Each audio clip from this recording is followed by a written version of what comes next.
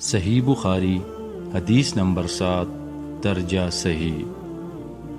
عبداللہ بن عباس سے ابو سفیان بن حرب نے یہ واقعہ بیان کیا کہ ہرقل شاروم نے ان کے پاس قریش کے قافلے میں ایک آدمی بلانے کو بھیجا، اور اس وقت یہ لوگ تجارت کے لیے ملک شام گئے ہوئے تھے، اور یہ وہ زمانہ تھا جب رسول اللہ صلی اللہ علیہ وسلم نے قریش اور ابو سفیان سے ایک وقتی عہد کیا ہوا تھا۔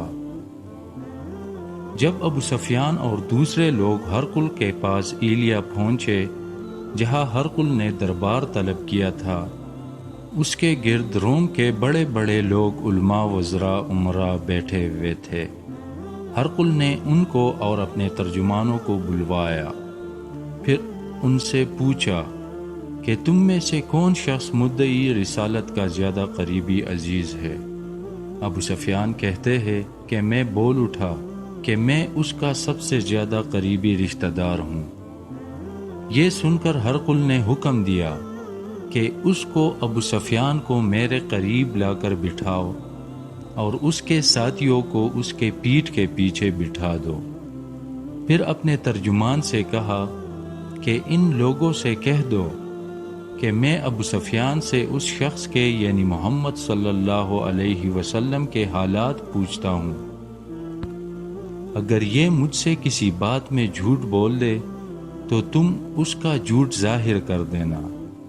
ابو سفیان کا قول ہے کہ خدا کی قسم، اگر مجھے یہ غیرت نہ تھی کہ یہ لوگ مجھ کو جھٹلائیں گے تو میں آپ صلی اللہ علیہ وسلم کی نسبت ضرور غلط گوئی سے کام لیتا۔ خیر، پہلی بات جو ہرقل نے مجھ سے پوچھی وہ یہ کہ اس شخص کا خاندان تم لوگوں میں کیسا ہے؟ میں نے کہا وہ تو بڑے اونچے عالی نسب والے ہیں۔ کہنے لگا اس سے پہلے بھی کسی نے تم لوگوں میں ایسی بات کہی تھی؟ میں نے کہا نہیں۔ کہنے لگا اچھا اس کے بڑوں میں کوئی بادشاہ ہوا ہے؟ میں نے کہا نہیں۔ پھر اس نے کہا بڑے لوگوں نے اس کی پیروی اختیار کی ہے یا کمزوروں نے؟ میں نے کہا نہیں، کمزوروں نے۔ پھر کہنے لگا اس کے تابعدار روز بڑھتے جاتے ہیں یا کوئی ساتھی پھر بھی جاتا ہے؟ میں نے کہا نہیں۔ کہنے لگا کیا اپنے اس دعوی نبوت سے پہلے کبھی کسی بھی موقع پر اس نے جھوٹ بولا ہے؟ میں نے کہا نہیں، اور اب ہماری اس سے صلح کی ایک مقررہ مدت ٹھہری ہوئی ہے، معلوم نہیں وہ اس میں کیا کرنے والا ہے۔ ابو سفیان کہتے ہیں میں اس بات کے سوا اور کوئی جھوٹ اس گفتگو میں شامل نہ کر سکا۔ ہرقل نے کہا کیا تمہاری اس سے کبھی لڑائی بھی ہوتی ہے؟ ہم نے کہا ہاں۔ بولا پھر تمہاری اور اس کی جنگ کا کیا حال ہوتا ہے؟ میں نے کہا لڑائی ڈول کی طرح ہے، کبھی وہ ہم سے میدانی جنگ جیت لیتے ہیں اور کبھی ہم ان سے جیت لیتے ہیں۔ ہرقل نے پوچھا وہ تمہیں کس بات کا حکم دیتا ہے؟ میں نے کہا وہ کہتا ہے کہ صرف ایک اللہ ہی کی عبادت کرو، اس کا کسی کو شریک نہ بناؤ، اور اپنے باپ دادا کی شرک کی باتیں چھوڑ دو، اور ہمیں نماز پڑھنے، سچ بولنے، پرہیزگاری اور صلہ رحمی کا حکم دیتا ہے۔ یہ سب سن کر پھر ہرقل نے اپنے ترجمان سے کہا کہ ابو سفیان سے کہہ دے کہ میں نے تم سے اس کا نسب پوچھا تو تم نے کہا کہ وہ ہم میں عالی نسب ہے، اور پیغمبر اپنی قوم میں عالی نسب ہی بھیجے جایا کرتے ہیں۔ میں نے تم سے پوچھا کہ دعوی نبوت کی یہ بات تمہارے اندر اس سے پہلے کسی اور نے بھی کہی تھی؟ تو تم نے جواب دیا کہ نہیں۔ تب میں نے اپنے دل میں کہا کہ اگر یہ بات اس سے پہلے کسی نے کہی ہوتی تو میں سمجھتا کہ اس شخص نے بھی اس بات کی تقلید کی ہے جو پہلے کہی جا چکی ہے۔ میں نے تم سے پوچھا کہ اس کے بڑوں میں کوئی بادشاہ بھی گزرا ہے؟ تم نے کہا کہ نہیں، تو میں نے دل میں کہا کہ ان کے بزرگوں میں سے کوئی بادشاہ ہوا ہوگا تو کہہ دوں گا کہ وہ شخص اس بہانے اپنے آباء و اجداد کی بادشاہت اور ان کا ملک دوبارہ حاصل کرنا چاہتا ہے۔ اور میں نے تم سے پوچھا کہ اس بات کے کہنے یعنی پیغمبری کا دعویٰ کرنے سے پہلے تم نے کبھی اس کو دروغ گوئی کا الزام لگایا ہے؟ تم نے کہا کہ نہیں، تو میں نے سمجھ لیا کہ جو شخص آدمیوں کے ساتھ دروغ گوئی سے بچے وہ اللہ کے بارے میں کیسے جھوٹی بات کہہ سکتا ہے۔ اور میں نے تم سے پوچھا کہ بڑے لوگ اس کے پیرو ہوتے ہیں یا کمزور آدمی؟ تم نے کہا کمزوروں نے اس کی اتباع کی ہے، تو دراصل یہی لوگ پیغمبروں کے متبعین ہوتے ہیں۔ اور میں نے تم سے پوچھا کہ اس کے ساتھی بڑھ رہے ہیں یا کم ہو رہے ہیں؟ تم نے کہا کہ وہ بڑھ رہے ہیں، اور ایمان کی کیفیت یہی ہوتی ہے حتیٰ کہ وہ کامل ہو جاتا ہے۔ اور میں نے تم سے پوچھا کہ آیا کوئی شخص اس کے دین سے ناخوش ہو کر مرتد بھی ہو جاتا ہے؟ تم نے کہا نہیں، تو ایمان کی خاصیت بھی یہی ہے، جن کے دلوں میں اس کی مسرت رچ بس جائے وہ اس سے لوٹا نہیں کرتے۔ اور میں نے تم سے پوچھا کہ آیا وہ کبھی عہد شکنی کرتے ہیں؟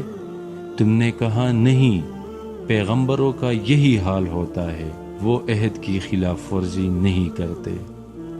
اور میں نے تم سے کہا کہ وہ تم سے کس چیز کے لیے کہتے ہیں؟ تم نے کہا کہ وہ ہمیں حکم دیتے ہیں کہ اللہ کی عبادت کرو، اس کے ساتھ کسی کو شریک نہ ٹھہراؤ، اور تمہیں بتوں کی پرستش سے روکتے ہیں، سچ بولنے اور پرہیزگاری کا حکم دیتے ہیں۔ لہٰذا اگر یہ باتیں جو تم کہہ رہے ہو سچ ہے تو عنقریب وہ اس جگہ کا مالک ہو جائے گا کہ جہاں میرے یہ دونوں پاؤں ہیں۔ مجھے معلوم تھا کہ وہ پیغمبر آنے والا ہے، مگر مجھے یہ معلوم نہیں تھا کہ وہ تمہارے اندر ہوگا۔ اگر میں جانتا کہ اس تک پہنچ سکوں گا تو اس سے ملنے کے لیے ہر تکلیف گوارا کرتا۔ اگر میں اس کے پاس ہوتا تو اس کے پاؤں دھوتا۔ ہرقل نے رسول اللہ صلی اللہ علیہ وسلم کا وہ خط منگایا جو آپ نے دہیہ کلبی رضی اللہ عنہ کے ذریعے حاکم بصرہ کے پاس بھیجا تھا، اور اس نے وہ ہرقل کے پاس بھیج دیا تھا۔ پھر اس کو پڑھا تو اس میں لکھا تھا، اللہ کے نام کے ساتھ جو نہایت مہربان اور رحم والا ہے۔ اللہ کے بندے اور اس کے پیغمبر محمد صلی اللہ علیہ وسلم کی طرف سے یہ خط ہے، شاروم کے لیے۔ اس شخص پر سلام ہو جو ہدایت کی پیروی کرے۔ اس کے بعد میں آپ کے سامنے دعوت اسلام پیش کرتا ہوں۔ اگر آپ اسلام لے آئیں گے تو دین و دنیا میں سلامتی نصیب ہوگی، اللہ آپ کو دوہرا ثواب دے گا، اور اگر آپ میری دعوت سے روگردانی کریں گے تو آپ کی رعایا کا گناہ بھی آپ ہی پر ہوگا۔ اور اے اہل کتاب، ایک ایسی بات پر آ جاؤ جو ہمارے اور تمہارے درمیان یکساں ہے، وہ یہ کہ ہم اللہ کے سوا کسی کی عبادت نہ کرے اور کسی کو اس کا شریک نہ ٹھہرائے، اور نہ ہم میں سے کوئی کسی کو خدا کے سوا اپنا رب بنائے۔ پھر اگر وہ اہل کتاب اس بات سے منہ پھیر لے تو مسلمانوں، تم ان سے کہہ دو کہ تم مانو یا نہ مانو، ہم تو ایک خدا کے اطاعت گزار ہے۔ ابو سفیان کہتے ہیں، جب ہرقل نے جو کچھ کہنا تھا کہہ دیا اور خط پڑھ کر فارغ ہوا تو اس کے ارد گرد بہت شور و غوغات ہوا، بہت سی آوازیں اٹھی اور ہمیں باہر نکال دیا گیا۔ تب میں نے اپنے ساتھیوں سے کہا کہ ابو کبشہ کے بیٹے آن حضرت صلی اللہ علیہ وسلم کا معاملہ تو بہت بڑھ گیا، دیکھو تو اس سے بنی اصفر روم کا بادشاہ بھی ڈرتا ہے۔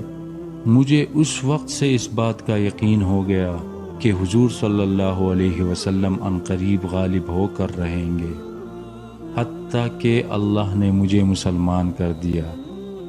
راوی کا بیان ہے کہ ابن ناطور ایلیا کا حاکم ہرقل کا مصاحب اور شام کے نصارہ کا لاٹ پادری بیان کرتا تھا کہ ہرقل جب ایلیا آیا ایک دن صبح کو پریشان اٹھا تو اس کے درباریوں نے دریافت کیا کہ آج ہم آپ کی حالت بدلی ہوئی پاتے ہیں، کیا وجہ ہے؟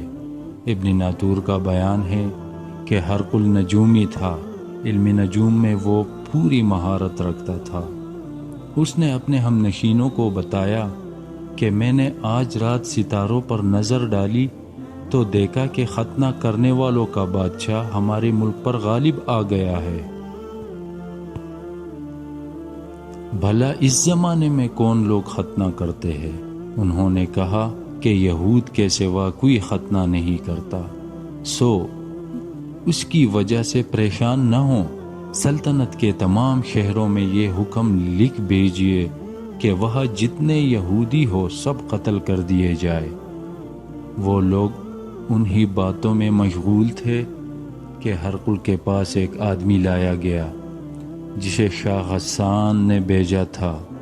اس نے رسول اللہ صلی اللہ علیہ وسلم کے حالات بیان کیے۔ جب ہرقل نے سارے حالات سن لیے تو کہا کہ جا کر دیکھو وہ ختنہ کیے ہوئے ہے یا نہیں۔ انہوں نے اسے دیکھا تو بتلایا کہ وہ ختنہ کیا ہوا ہے۔ ہرقل نے جب اس شخص سے عرب کے بارے میں پوچھا تو اس نے بتلایا کہ وہ ختنہ کرتے ہیں۔ تب ہرقل نے کہا کہ یہ ہی محمد صلی اللہ علیہ وسلم اس امت کے بادشاہ ہے جو پیدا ہو چکے ہیں۔ پھر اس نے اپنے ایک دوست کو رومیہ خط لکھا اور وہ بھی علم نجوم میں ہرقل کی طرح ماہر تھا۔ پھر وہاں سے ہرقل حمص چلا گیا۔ ابھی حمص سے نکلا نہیں تھا کہ اس کے دوست کا خط اس کے جواب میں آ گیا۔ اس کی رائے بھی حضور صلی اللہ علیہ وسلم کے ظہور کے بارے میں ہرقل کے مواقف تھی کہ محمد صلی اللہ علیہ وسلم واقعی پیغمبر ہے۔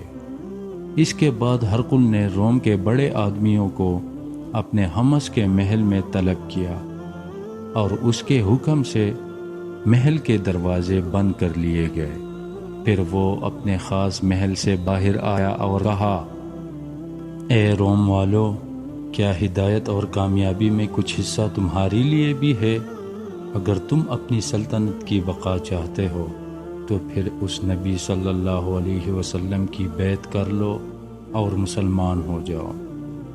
یہ سننا تھا کہ پھر وہ لوگ وحشی گدھوں کی طرح دروازوں کی طرف دوڑے، مگر انہیں بند پایا۔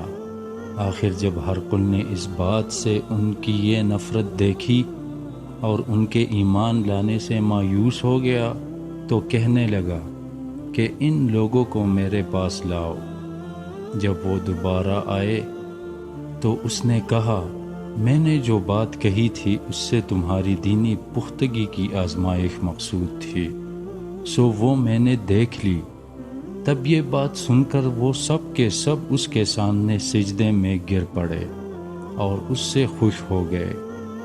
بالآخر ہرقل کی آخری حالت یہ ہی رہی۔ ابو عبداللہ کہتے ہیں کہ اس حدیث کو صالح بن کیسان، یونس اور معمر نے بھی زہری سے روایت کیا ہے۔